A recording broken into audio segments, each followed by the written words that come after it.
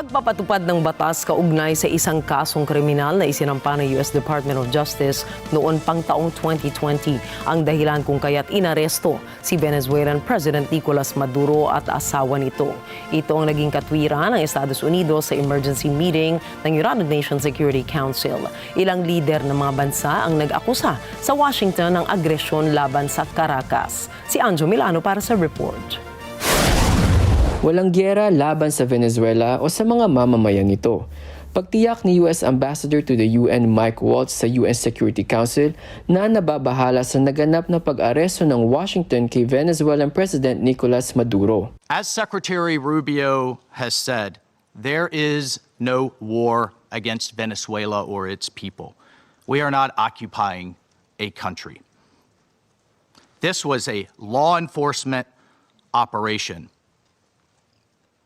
in furtherance of lawful indictments that have existed for decades. The United States arrested a narco trafficker who is now going to stand trial in the United States in accordance with the rule of law for the crimes he's committed against our people for 15 years. Ayon kay Waltz, hindi isusuko ng US ang sarili sa giyera laban sa droga. The United States will not waver in our actions to protect Americans from the scourge of narco-terrorism and seeks peace, liberty, and justice for the great people of Venezuela. I thank you, Mr. President. Nagpahayag ng pagkabahala ang ilang miyembro ng UN Security Council tungkol sa posibleng paglala ng kahinaan sa Venezuela dahil sa naganap na aksyong militar doon. Hiniling ng Colombia ang nasabing emergency meeting. Kinondena nito ang US operation bilang malinaw na paglabag sa soberanta, kalayaang politikal at integridad panteritoryo ng Venezuela. En ninguna circunstancia para el uso unilateral de la fuerza ni para cometer un acto de agresión. Dichas acciones constituyen una grave violación del derecho internacional y de la Carta de la ONU. Samantala, inakusahan ng Washington ang pagdukos sa leader ng Venezuela at hiningi ang agad na pagpapalaya rito. Ayon kay Russian Ambassador Vasily Nebenzia, nakagawa ang US ng krimen na labag sa batas internasyonal.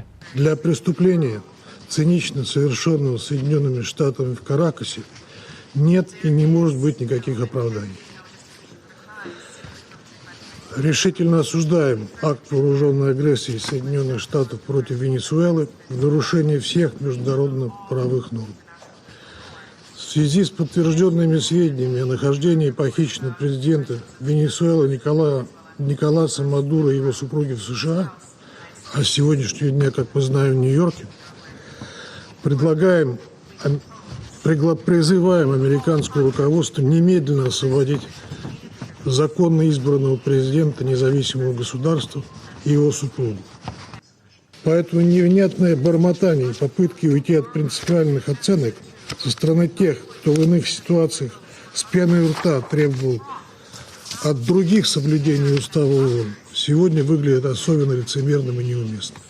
США заглянет в собственную конституцию, начинающуюся словами «Мы – народ Соединенных Штатов», и начнет на деле признавать суверенитет других. Ikinagulat naman ng Beijing ang sinabi nitong pambubuli ng US. 我们呼吁美方确保马杜罗总统和夫人的人身安全，将他们立即释放。